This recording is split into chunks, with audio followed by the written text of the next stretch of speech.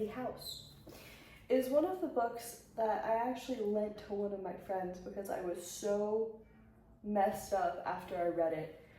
I read it in college, and this has been following me around for a while, keeping up with how much I paid for it. I paid $9.99 for this book, and I think it was worth every single penny, and also I probably would have paid a lot more for this book, given how much I've read it. It was so worth it. I've never read anything else by this author, but let me read you the summary and explain a little bit about why I liked this book so much. He's always dressed in black, his head down, and shaggy black hair falls into his eyes. But when Gavin looks up at Delilah, his dark eyes, shadowed with bluish circles, seem to flicker to life. Her lifelong fascination with him has been a mixture of longing and bear-like protectiveness because he lives in that house, the one at the edge of town, spooky and maybe haunted. Delilah thinks it will be something much worse than haunted. Gavin tells Delilah he's hers completely, but whatever lives with him inside the house disagrees. Ransom Riggs, of course the author of Miss Peregrine's Home for Peculiar Children, says that that book is masterfully told and wholly original, and I agree. I think it's funny because the book itself, it's like a young adult book. Like it has big line spacing, it has pretty big text, but it just makes it very pleasant to read. It's a comfortable book, really beautiful and tasteful drop cap chapter titles. The chapters are literally just titled like him and her. And it's been a while since I read the book, so you're gonna have to read it to get specifics, but there is a crazy ending, like a crazy ending. It honestly made me pretty uncomfortable, and so that's why I wouldn't describe this as a young adult book or a children's book, because how messed up the ending is. Besides, until I read The Last House on Needless Street, I thought this was like one of the most fucked up books. I mean, it's very intense. The thing is, it's labeled young adult. Like, it's literally, I would not categorize this as young adult. I would not advertise this as young adult. I would advertise this as either, like suspense, supernatural horror, mystery. I wouldn't classify it as young adult.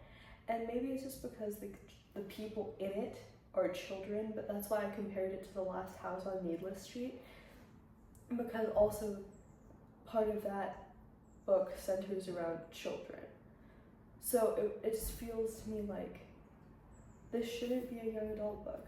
I mean, I should have known by like the page layout, because it has really big margins, it has large line spacing, large font size, but it's so beautifully designed and it's so comfortable, and it's really messed up, literally like so messed up. The ending was crazy, so I don't know. I don't really think it's young adult. It's so funny. I love these books that are Simon & Schuster because they have like all of the, not previews, but love this book. Ready for more? Pulsit.com. Read, heart, and share the newest teen books for free. And the ones that they're advertising, like, look, I haven't talked about the series, but I'm sure you guys know. It just feels so vintage. It feels so like early 2000s, like, or not even early 2000s, like mid 2000s, like 2010. Like, the design is so funny. This is from 2015, which tracks.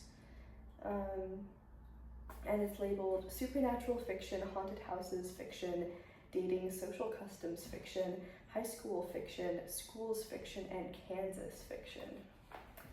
So if that appeals to you, highly recommend checking it out. Again, like, I guess maybe it's YA because of like the romance or whatever, but it was something so compelling about like the creepiness of the house and like how you hear about how this child has been raised. You know, it reminds me a lot of like Coraline. Like that's kind of another thing to compare it to if you liked Coraline. I'm trying to think if there's any other books that are like, if you liked it, you'd like this. But I think Coraline, Last House on Needless Street, those are probably the best comparisons I could give. Because I kind of feel like it's in that area of creepiness. Like it's, I guess it's not quite, no, it's horror. I was just thinking about that ending.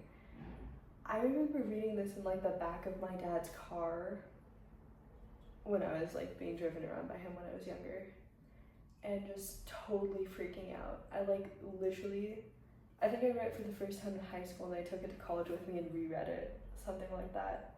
I'm due for a reread though, it's been a couple of years, so I will get around to that soon. But beautiful design. This is how a book should be. The only other book that is this good in my opinion is Everything the Darkness Eats, which I showed you before. But in terms of like interior design, this is so much better. Like the font is perfect. Everything is perfect. And I guess like it explains it that it's Simon and Schuster, because they generally do pretty good stuff. And yeah, they're saying this is for ages 14 and up. I probably read when I was 15. But I love it. I'm in love with this book. It's one of those books that I will probably read over and over throughout my life. So pretty. Masterfully told and wholly original, The House is a bold new take on the haunted house genre. Don't read it at home alone or at night or at all if you scare easily. You've been warned. Ransom Riggs. That's his full quote. I love that. Anyway, yeah, if you want a beautiful, well-designed book that it is so pleasant to read, highly recommend this one.